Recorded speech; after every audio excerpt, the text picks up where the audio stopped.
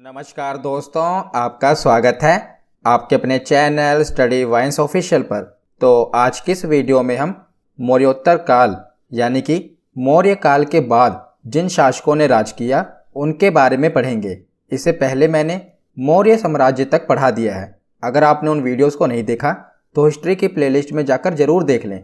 मैंने प्रागैतिहासिक काल से लेकर मौर्य काल तक पढ़ा दिया है। अगर आपने वीडियोस को नहीं देखा तो हिस्ट्री की प्लेलिस्ट में जाकर जरूर देख लेना। आज हम मौर्य काल के बाद जिन राजवंशों ने शासन किया उनके बारे में पढ़ेंगे।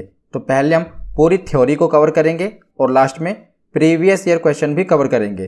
तो चलिए बिना देरी किए हुए वीडियो को शुरू करते हैं। तो चलिए वीडियो की शुरुआत करते हैं और मौर्योत्तर काल के बारे में पढ़ना शुरू करते हैं। तो मौर्योत्तर काल के बारे में पढ़ने से पहले मैं आपको पीछे की थोड़ी कहानी बता देता हूँ, ताकि अगर आपने वो वीडियो नहीं भी देखी तो आपको ये वीडियो समझ में आए। तो मैंने वहाँ पर आपको बताया था कि ऐतिहासिक प्रमाणों से हमें पता चला है कि उस समय सबसे शक्तिशाली महाजनपद था मगध महाजनपद, और मगध महाजनपद पर कुल 7 राजवंशों ने शासन किया था। मैंने आपको ट्रिक से बताया था हसीन, माशूक, 7 ये इसकी ट्रिक थी। सबसे पहले हर्यक वंश ने शासन किया था, फिर शिशुनाग वंश ने, उसके बाद नंद वंश ने, नंद वंश के बाद मौर्य वंश ने। तो मौर्य वंश तक हमने पढ़ लिया था। बचे 3 वंश, शुंग वंश, कण्व वंश और सातवाहन वंश। इसके बारे में आज की वीडियो में हम देखेंगे। किनके बारे में? शुंग वंश के बारे में, कण्व वंश के बारे में और सातवाहन वंश के बारे में। मौर्य वंश तक हमने पढ़ लिया था, तो उसी को कहा गया मौर्योत्तर काल, क्योंकि जो मौर्य के बाद का काल है उसे मौर्योत्तर काल कहा गया। तो शुंग वंश, कण्व वंश और सातवाहन वंश के बारे में आज हम पढ़ेंगे। तो मौर्य साम्राज्य का अंत होने के बाद अब मगध की राजनीतिक एकता छिन्न भिन्न होने लगी थी, क्योंकि जब मौर्य वंश का शासन था तो पूरा अखंड भारत, पूरे भारत पर मौर्य साम्राज्य का शासन था। पूरा आप देख रहे हैं मैप में, यहाँ तक पूरा मौर्य साम्राज्य फैला हुआ था। पर मौर्य साम्राज्य के अंत होने के बाद अब मगध की राजनीतिक एकता छिन्न भिन्न होने लगी और भारत के उत्तरी पश्चिमी तट पर अनेक विदेशी आक्रमणकारियों ने आक्रमण करके अपने स्थानों पर अलग अलग राज्य की स्थापना करने लगे।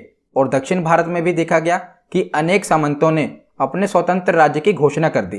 तो जो पूरा अखंड भारत मौर्य साम्राज्य के अंडर था, जब मौर्य साम्राज्य का पतन हुआ तो अलग अलग स्वतंत्र राज्य बनने लगे और उत्तर पश्चिमी भाग में भी विदेशी आक्रमणकारियों ने आक्रमण करके वहां पर भी उन्होंने अपने साम्राज्य का विस्तार करना शुरू कर दिया। तो आप देख रहे हैं पहले ये पूरा मौर्य साम्राज्य फैला हुआ था इस मैप में, और ये मैप है जो मौर्य साम्राज्य के बाद दूसरा वंश आया, हम पढ़ेंगे जिसके बारे में शुंग वंश। तो शुंग वंश का विस्तार केवल इतनी ही जगह पर था, इनका शासन इतनी ही जगह पर था। तो जो मौर्य साम्राज्य था उसने पूरे अखंड भारत पर राज्य किया था, पर बाद में जो शुंग वंश आया इसका आप देख ही रहे हैं कि शासन पूरा जो राज्य था इस कितना सिकुड़ गया। तो इसी के बारे में आज हम पढ़ेंगे। तो चलिए आगे अब देखते हैं। तो शुंग वंश के बारे में पढ़ना शुरू करते हैं। तो मैंने आपको बताया ना कि मौर्य वंश के बाद 3 वंश आए, शुंग वंश, कण्व वंश और सातवाहन वंश। तो सबसे पहले देखते हैं शुंग वंश। तो शुंग वंश की स्थापना किसने की थी? पुष्यमित्र शुंग ने। तो शुंग वंश का संस्थापक पुष्यमित्र शुंग था। यह मौर्य साम्राज्य के अंतिम शासक बृहद्रथ का सेनापति था। तो मौर्य साम्राज्य का अंतिम शासक कौन था? बृहद्रथ, उसका यह सेनापति था। तो इसने बृहद्रथ की हत्या कर दी और उसके बाद मौर्य वंश के स्थान पर शुंग वंश की स्थापना कर दी। किसने? पुष्यमित्र शुंग ने। और यह प्रथम ब्राह्मण राजवंश है जिसने मगध पर पहली बार प्रशासन किया। याद रखिएगा, जिस ब्राह्मण राजवंश ने मगध पर पहली बार शासन किया वो है शुंग वंश, याद रखिएगा। और इसने अपनी राजधानी विदिशा को बनाया। मौर्य साम्राज्य के समय राजधानी कौन सी थी? पाटलिपुत्र, आज का पटना। पर इसने राजधानी किसको बनाया? विदिशा, जो कि वर्तमान में मध्य प्रदेश में है। और बौद्ध ग्रंथों में पुष्यमित्र शुंग को बौद्ध द्रोही कहा गया है। क्यों? क्योंकि इसने अपने शासनकाल में बहुत से बौद्ध स्तूपों को नष्ट करवाया था। मौर्य साम्राज्य के समय में हमने देखा कि अशोक ने भी बुद्ध धर्म अपनाया था, उसके बाद बौद्ध धर्म का बहुत ज्यादा प्रचार प्रसार हुआ। पर बाद में जब ये पुष्यमित्र शुंग आया तो इसे बौद्ध द्रोही कहा गया, क्योंकि जिसने जो अशोक द्वारा बनाए गए स्तूप थे उनको खत्म करना शुरू कर दिया, उनको नष्ट करवाने लगा। इसीलिए इसे बौद्ध ग्रंथों में बौद्ध द्रोही कहा गया है। किसे? पुष्यमित्र शुंग को। तो उसके बाद आगे देखते हैं। तो इतिहासकारों का मानना है कि पुष्यमित्र शुंग ने अपने जीवन के अंतिम दिनों में बौद्ध धर्म की महानता को समझा और उसने उसके बाद में कई स्तूपों का पुनर्निर्माण करवाया। तो पहले तो जब ये राजा बना तो इसने जितने भी बौद्ध स्तूप थे उन्हें नष्ट करवाना शुरू कर दिया, पर अपने जीवन के अंतिम समय में इसने स्तूपों का पुनर्निर्माण करवाया। और इसका प्रमाण हमें कैसे पता चला? इसने मध्य प्रदेश के भरहुत स्तूप का पुनर्निर्माण करवाया था, जो कि पहले लकड़ी का बना हुआ था, इसने इसे पत्थर का करवाया था। याद रखिएगा कौन सा स्तूप था? भरहुत स्तूप था, जो कि मध्य प्रदेश में है। तो यहाँ से हमें पता चला कि इसने अपने जीवन के अंतिम दिनों में स्तूपों का पुनर्निर्माण भी करवाया था। तो पुष्यमित्र शुंग ने 2 अश्वमेध यज्ञ करवाए थे, जिसके पुरोहित कौन थे? पतंजलि। याद रखिएगा ये पुष्यमित्र शुंग के पुरोहित थे पतंजलि। हाँ, तो आपने इनका बहुत नाम सुना होगा। तो ये इनके पुरोहित थे और पुष्यमित्र शुंग ने 2 अश्वमेध यज्ञ करवाए थे। और इसके समय में बहुत सी रचनाएं हुई जो कि आपसे पूछी जाती हैं। तो बौद्ध पुस्तक जातक ग्रंथ की रचना भी पुष्यमित्र शुंग के समय हुई, और पतंजलि ने महाभाष्य लिखा, पाणिनि ने अष्टाध्यायी लिखा और मनु ने मनुस्मृति लिखा। तो ये सभी रचनाएं पुष्यमित्र शुंग के समय हुई थी। तो आपसे क्या पूछा जाता है कि महाभाष्य किसकी रचना है? तो पतंजलि की रचना है। अष्टाध्यायी किसकी रचना है? पाणिनि की रचना है। मनुस्मृति किसने लिखी है? मनु ने लिखी है। और जातक ग्रंथ किससे संबंधित हैं? तो बौद्ध धर्म से संबंधित हैं। और इसी के समय 2 यवन यानी कि 2 यूनानी आक्रमण भी हुए। हमें विदेशी आक्रमण देखने को भी मिले। किसके समय? पुष्यमित्र शुंग के समय। तो कौन कौन से 2 विदेशी आक्रमण हुए? पहला आक्रमण का नेतृत्व डेमेट्रियस ने किया। किसने? डेमेट्रियस ने, एक यूनानी था। दूसरे आक्रमण का नेतृत्व भी एक यूनानी मिनांडर ने किया, जिसे बौद्ध ग्रंथों में मिलिंद कहा गया है। तो मौर्योत्तर काल में जितने आक्रमण हुए मैं अगली वीडियो में बता दूंगा, क्योंकि बीच में बताऊंगा तो ज़्यादा कंफ्यूजिंग हो जाएगा। इस पर मैं अलग से वीडियो बना दूंगा। मौर्य काल से पहले जो आक्रमण हुए थे उस पर भी मैंने अलग से वीडियो बना दी थी, आपने देखी होगी। उसी तरह जो मौर्य काल के बाद में हुए ना आक्रमण, उन पर भी मैं एक वीडियो बना दूंगा। उसमें मैं क्रम से बता दूंगा कि किसने किसने आक्रमण किया। अगर मैं बीच में बताऊंगा तो थोड़ा कंफ्यूजिंग हो जाएगा। तो यहाँ पर आप ये समझ लीजिए कि पुष्यमित्र शुंग के समय 2 यूनानी आक्रमण हुए। पहला आक्रमण डेमेट्रियस ने किया और दूसरा आक्रमण मिनांडर ने किया, पर ये दोनों ही पराजित हुए। मतलब कि पुष्यमित्र शुंग ने इन दोनों को हरा दिया। तो उसके बाद आगे देखते हैं। तो पुष्यमित्र शुंग ने दोनों को, डेमेट्रियस को और मिनांडर को, दोनों को हरा दिया। पर जो मिनांडर था इसने बौद्ध भिक्षुक नागसेन से बौद्ध धर्म की शिक्षा ली और इसने बौद्ध धर्म को अपना लिया। तो कई बार एग्जाम में पूछा गया है कि किस यूनानी आक्रमणकारी ने बौद्ध धर्म को अपना लिया था? तो किसने अपना लिया था? मिनांडर ने। और इसके गुरु कौन थे? तो नागसेन। नागसेन से इसने बौद्ध धर्म की शिक्षा ली थी। तो दोनों यूनानी आक्रमणकारियों को हराने के बाद पुष्यमित्र शुंग ने क्या किया? कलिंग पर आक्रमण कर दिया। इसने सोचा कि मैं कलिंग पर विजय प्राप्त कर लूंगा, पर कलिंग नरेश खारवेल ने इसे युद्ध में हरा दिया। याद रखिएगा उस समय कलिंग के नरेश कौन थे? खारवेल थे। पहले मौर्य काल में अशोक ने कलिंग पर आक्रमण किया था और जीत लिया था। उसके बाद जब मौर्य साम्राज्य का पतन हुआ तो कलिंग भी एक स्वतंत्र राज्य बन गया। पर जब शुंग वंश ने इस पर आक्रमण किया तो कलिंग नरेश खारवेल ने युद्ध में हरा दिया। किसको? पुष्यमित्र शुंग को। याद रखिएगा। और पुष्यमित्र की मृत्यु के बाद इसका पुत्र अग्निमित्र इसका उत्तराधिकारी बना। और अग्निमित्र से क्या पूछा जाता है? तो अग्निमित्र से एक ही प्रश्न बनता है, वो भी इसके लव स्टोरी पर। तो कालिदास की रचना मालविका अग्निमित्रम में विदिशा के राजा अग्निमित्र और मालव देश की राजकुमारी मालविका के प्रेम प्रसंग की चर्चा है। तो अग्निमित्र और मालविका के प्रेम प्रसंग की चर्चा किसमें है? मालविका अग्निमित्रम में। तो कई बार एग्जाम में पूछा गया है कि मालविका अग्निमित्रम किसकी रचना है? तो ये कालिदास की रचना है। और मालविका अग्निमित्रम जैसा कि आप पढ़ ही रहे हैं, मालविका और अग्निमित्रम। तो मालविका राजकुमारी और अग्निमित्र राजा, इन दोनों के प्रेम प्रसंग की चर्चा है मालविका अग्निमित्रम में। और इस वंश का अंतिम शासक कौन हुआ? देवभूति, जिसकी हत्या उसी के मंत्री वासुदेव ने कर दी। और उसके बाद कण्व वंश की स्थापना हुई। तो शुंग वंश की स्थापना कैसे हुई थी? तो शुंग वंश के पुष्यमित्र शुंग, जो कि सेनापति था वृहद्रथ का, उसने हत्या कर दी। उसके बाद शुंग वंश आया। फिर शुंग वंश का अंतिम शासक कौन था? देवभूति, इसके भी सेनापति वासुदेव ने इसकी हत्या कर दी और कण्व वंश की स्थापना हुई। तब हम कण्व वंश के बारे में पढ़ते हैं। तो आगे हम देखते हैं कण्व वंश। तो कण्व वंश ने ऐसे कुछ खास काम नहीं किए जो कि आपको इतिहास में पढ़ाए जाएं। तो इनसे ज़्यादा प्रश्न नहीं बनते। बस इससे आप याद रख लेना कि इसके संस्थापक कौन थे और अंतिम शासक कौन थे। तो जिस प्रकार अंतिम मौर्य शासक वृहद्रथ की हत्या करके उसके मंत्री पुष्यमित्र शुंग ने शुंग वंश की स्थापना की थी, उसी प्रकार वासुदेव ने अंतिम शुंग शासक देवभूति की हत्या करके 75 ईसा पूर्व में कण्व वंश की स्थापना की। तो कण्व वंश के संस्थापक कौन बने? वसुदेव। ये नाम इंपॉर्टेंट है, आपसे पूछा जाएगा कि कण्व वंश के संस्थापक कौन थे? तो वसुदेव थे। और इस वंश का अंतिम शासक कौन था? तो सुशर्मा था, जिसकी हत्या फिर उसके मंत्री सिमुक ने कर दी। और उसके बाद सातवाहन वंश की स्थापना हुई। तो ऐसे ही पहले होता था कि उन्हीं के मंत्री उनकी हत्या कर देते थे और उसके बाद अपना वंश चलाते थे। तो इसमें सुशर्मा की हत्या किसने कर दी? सिमुक ने कर दी। और कौन से वंश की स्थापना की? सातवाहन वंश की। तो कन्नौ वंश से दो ही प्रश्न बनते हैं। पहला कि इसके संस्थापक कौन थे? वसुदेव। और अंतिम शासक कौन थे? सुशर्मा। तो हमने शुंग वंश और कन्नौ वंश के बारे में पढ़ लिया। अब हम पढ़ते हैं सातवाहन वंश के बारे में। तो आगे अब हम पढ़ते हैं सातवाहन वंश। हमने पीछे शुंग वंश और कन्नौ वंश के बारे में पढ़ लिया। हमने देखा ना कि कन्नौ वंश के अंतिम शासक सुशर्मा की हत्या किसने कर दी? सिमुक ने। और उसके बाद सातवाहन वंश की शुरुआत हुई। तो सातवाहन वंश का संस्थापक कौन था? सिमुक था।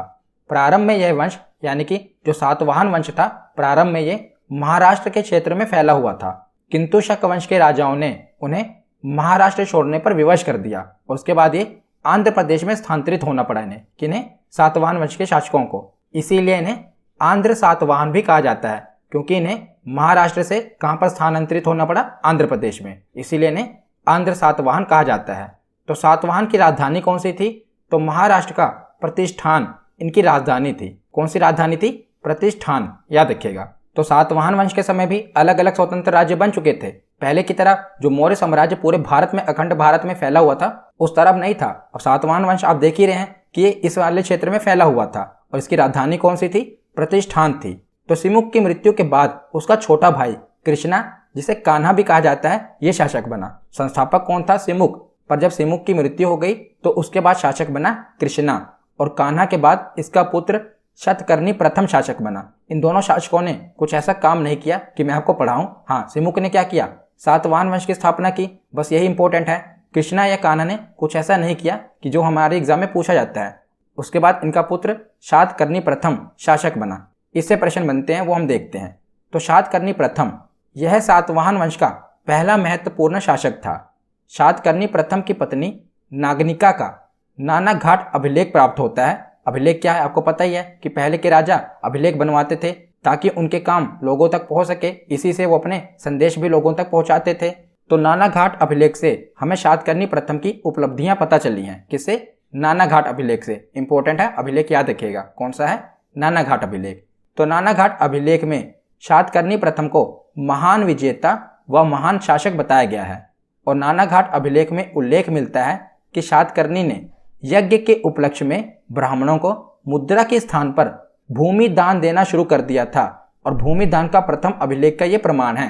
तो वेरी वेरी इंपॉर्टेंट, आपसे ये पूछा गया है कि प्राचीन भारत में भूमि दान का प्रमाण कहां पर देखने को मिलता है? तो सबसे पहले नाना घाट अभिलेख में शातकर्णी प्रथम ने क्या किया था? भूमि दान देना शुरू कर दिया था। इसने जो ब्राह्मण यज्ञ करवाते थे ना, उसके बदले में मुद्रा के स्थान पर इसने भूमि दान देना शुरू कर दिया।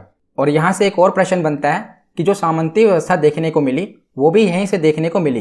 ये क्या करता था कि जो इसके सैनिक होते थे, जो बड़े बड़े अधिकारी होते थे ना, उन्हें भी उनके वेतन की जगह पर भूमि दान कर देता था। जो जितना बड़ा अधिकारी उसे उतनी भूमि ये दे देता था, जिससे क्या होता था? उस भूमि का जो कर था वो भी उसी को मिलता था, जिसके बाद में वो भूमि हो जाती थी। तो इससे क्या हुआ? जो बड़े बड़े अधिकारी थे उन्हें तो बहुत सारी भूमि वेतन के तौर पर मिल गई और उनका उसे कर आने लगा। इससे क्या हुआ? बाद में वो सामंत बन गए और उन्होंने अपना ही अलग राज्य बना लिया। तो इनसे अलग होके उन्होंने अपना ही एक साम्राज्य शुरू कर दिया, क्योंकि जब उनके पास इतनी जमीनें आ गई, वहां से उन्हें टैक्स मिलने लगा, तो उन्होंने अपनी ही व्यवस्था शुरू कर दी। तो सामंती व्यवस्था कहाँ से देखने को मिलती है? तो सातवाहन वंश में हमें देखने को मिलती है। तो सामंती व्यवस्था की शुरुआत कहाँ से हुई? तो यही सातवाहन वंश से हुई। और किसने की? शातकर्णी प्रथम ने। इसी ने वेतन के स्थान पर भूमि दान करना शुरू किया था। तो उसके बाद अगला महत्वपूर्ण शासक है सातवाहन वंश का हाल। इसका नाम है हाल। तो सातवाहन वंश में हाल महानतम शासक था और यह एक बड़ा कवि तथा कवियों एवं विद्वानों का आश्रयदाता था। तो बहुत ही बड़ा कवि था उस समय का। इसने गाथा सप्तशती नामक एक काव्य की रचना भी की थी। इसे इसने प्राकृत भाषा में लिखा था। तो ये पूछा गया है कि गाथा सप्तशती किसकी रचना है? तो ये किसकी रचना है? हाल की रचना है। सातवाहन वंश के शासक हाल की रचना है। उसके बाद हुआ गौतमी पुत्र शातकर्णी। यह सातवाहन वंश का अगला महत्वपूर्ण शासक बना। कौन? गौतमी पुत्र शातकर्णी। तो इसके समय नासिक के शक शासक नहपान ने इस पर आक्रमण कर दिया, किंतु गौतमी पुत्र शातकर्णी ने उसे पराजित कर दिया। तो किसने आक्रमण किया था? नहपान ने इस पर आक्रमण किया था और इसने उसको हरा दिया। तो इसका प्रमाण हमें कहाँ से मिलता है? तो नासिक में जोगलथंबी से चांदी के लगभग 8000 सिक्के प्राप्त हुए हैं, जिनमें एक तरफ नहपान तथा दूसरी तरफ गौतमीपुत्र शतकर्णी का नाम है। तो पहले तो हमें प्राचीन ग्रंथों से पता चला कि गौतमीपुत्र शतकर्णी ने नहपान को हराया था, पर इसके प्रमाण भी कैसे मिले? तो सिक्कों में देखने को मिले। तो सिक्कों में क्या दर्शाया गया था कि जो ये गौतमीपुत्र शतकर्णी था ये तलवार लेकर खड़ा हुआ था और जो दूसरा शासक था यानी कि नहपान था वो झुका हुआ था, जिससे ये पता चलता है कि उसकी हार हुई थी और इसकी जीत हुई थी। तो पहले तो हमें प्रमाण देखने को मिल गए ग्रंथों में। उसके बाद जब हमें नासिक के जोगलथंबी से ये सिक्के मिले जिसमें दर्शाए गए चित्र से हमें पता चला है कि इसने नहपान को हराया था। उसके बाद अगला शासक हुआ यज्ञश्री शातकर्णी। तो यज्ञश्री शातकर्णी सातवाहन वंश का अंतिम महत्वपूर्ण राजा था और इसने शकों के विजित क्षेत्र पर पुनः अधिकार कर लिया था। तो इसी बीच में इसने क्या किया कि जो शक शासकों के द्वारा जीती गई जमीनें थी उस पर हमला करके इसने उसे जीत लिया। तो शक शासकों के विजित क्षेत्र पर भी इसने पुनः अधिकार कर लिया। तो यज्ञश्री शातकर्णी व्यापार एवं जल यात्रा का प्रेमी था। इसका पता हमें कैसा चला है? तो उसके सिक्कों पर जहाज के चित्र बने हुए हैं जिससे उसकी जल यात्रा एवं व्यापार का पता चलता है। और उसके सिक्के आंध्र प्रदेश, महाराष्ट्र, मध्य प्रदेश एवं गुजरात से प्राप्त हुए हैं। और यज्ञश्री की मृत्यु के बाद सातवाहनों का साम्राज्य विभाजित हो गया, जिसका मुख्य कारण विद्रोह यानी कि आंतरिक विद्रोह एवं केंद्रीय शासन की दुर्बलता थी। तो यहाँ पर सातवाहन वंश समाप्त होता है। तो सातवाहन वंश के शासकों द्वारा जारी किए गए कुछ सिक्के देख लेते हैं। तो सातवाहन वंश के शासकों ने चांदी के सिक्के, तांबे के सिक्के, पोटीन यानी कि घटिया चांदी के सिक्के, मतलब कि वो शुद्ध चांदी के सिक्के नहीं थे, घटिया चांदी के सिक्के थे, और सीसा के सिक्के इन्होंने चलाए थे। तो 4 प्रकार के सिक्के थे, चांदी के, तांबे के, पोटीन के और शीशे के सिक्के, जिसमें से सबसे ज़्यादा महत्वपूर्ण है सीसा के सिक्के। तो कई बार एग्जाम में पूछा गया है कि सीसा के सिक्के किसके द्वारा चलवाए गए थे? तो सातवाहन वंश के द्वारा। इनकी शुरुआत भी दोनों की सा से हो रही है, सातवाहन वंश और सीसा, इससे भी आप रिलेट कर सकते हैं। और बहुत बार एग्जाम में पूछा गया है कि सीसा के सिक्के सर्वप्रथम किसके द्वारा चलवाए गए थे? सातवाहन वंश के द्वारा चलवाए गए थे। और सातवाहन वंश का जो समाज था ये मात्र सतात्मक था। यहाँ के नाम में पहले माता का नाम लिखा जाता है ना, जैसे कि हमने पीछे देखा गौतमीपुत्र शातकर्णी, यज्ञश्री शातकर्णी। तो यहाँ के जो शासक थे वो अपने नाम के आगे अपनी माता का नाम लगाते थे। तो यहाँ का जो समाज था वो मात्र सतात्मक था, परंतु जो राजा होते थे वो केवल पुरुष ही होते थे। राजा केवल पुरुष बनते थे पर समाज मात्र सतात्मक था। तो यहाँ पर हमारा थ्योरी सेक्शन कंप्लीट होता है। अब हम प्रीवियस ईयर क्वेश्चन देखते हैं। तो पहला प्रश्न है कि अंतिम मौर्य सम्राट बृहद्रथ की हत्या करके किसने शुंग वंश की स्थापना 185 ईसा पूर्व में की थी? तो शुंग वंश की स्थापना किसने की थी? ऑप्शन ए पुष्यमित्र शुंग ने। अगला प्रश्न है कि पुष्यमित्र शुंग मौर्य सम्राट बृहद्रथ की राजकीय सेना में किस पद पर आसीन था? तो मौर्य साम्राज्य में यह किस पद पर आसीन था? तो यह सेनापति था। उसके बाद इसने अपने ही राजा की हत्या कर दी थी बृहद्रथ की और शुंग वंश की स्थापना की थी। तो ऑप्शन ए इसका सही जवाब होगा। अगला प्रश्न है कि कन्नौ वंश के संस्थापक कौन थे? तो बताइए कन्नौ वंश के संस्थापक कौन थे? तो ऑप्शन ए वसुदेव। अगला प्रश्न है कि सातवाहनों के समय में मुद्रा सर्वाधिक किस धातु की बनी हुई थी? तो सर्वाधिक मुद्रा शीशे की बनी हुई थी। ऑप्शन ए इसका सही जवाब होगा। अगला प्रश्न है सातवाहन वंश का संस्थापक कौन था? तो बताइए सातवाहन वंश का संस्थापक कौन था? तो इसका सही जवाब क्या होगा? ऑप्शन ए सिमुक। अगला प्रश्न है सातवाहनों ने आरंभिक दिनों में अपना शासन कहां पर शुरू किया था? तो इसका सही जवाब होगा ऑप्शन ए महाराष्ट्र। पहले इन्होंने अपना शासन महाराष्ट्र से शुरू किया, उसके बाद ये आंध्र प्रदेश चले गए। तो ऑप्शन ए इसका सही जवाब होगा। अगला प्रश्न है कि सातवाहन राज्य की राजधानी कहां पर थी? तो सातवाहन राज्य की राजधानी थी प्रतिष्ठान। ऑप्शन बी इसका सही जवाब होगा। अगला प्रश्न है कि किस सातवाहन नरेश ने गाथा सप्तशती नामक महत्वपूर्ण कृति की रचना की थी? तो मैंने आपको बताया था कौन सा राजा था जो कवि था। तो इसका सही जवाब क्या है? ऑप्शन सी हाल की रचना थी गाथा सप्तशती। अगला प्रश्न है कि शुंग वंश के बाद किस वंश ने भारत पर राज्य किया था? तो शुंग वंश के बाद कौन सा वंश आया था? तो इसका सही जवाब क्या होगा? ऑप्शन सी कन्नौ वंश। अगला प्रश्न है प्राचीन भारत का महान व्याकरण पतंजलि किसके समकालीन था? तो बताइए पतंजलि किसके समकालीन था? तो पुष्यमित्र शुंग के समकालीन था। ऑप्शन डी इसका सही जवाब होगा। अगला प्रश्न है कि प्राचीन काल में कलिंग का महान शासक कौन था? तो निम्नलिखित में से बताइए कलिंग का महान शासक था। तो खारवेल, हमने पीछे पढ़ा था ना किसने पुष्यमित्र शुंग को हरा दिया था। तो खारवेल कहाँ का शासक था? कलिंग का शासक था। आज का आखिरी प्रश्न है कि अष्टाध्यायी किसकी रचना है? तो बताइए अष्टाध्यायी किसकी रचना है? पाणिनि की रचना है। ऑप्शन डी इसका सही जवाब होगा। तो आज की ये वीडियो यहीं पर खत्म होती है। कैसी लगी ये वीडियो कमेंट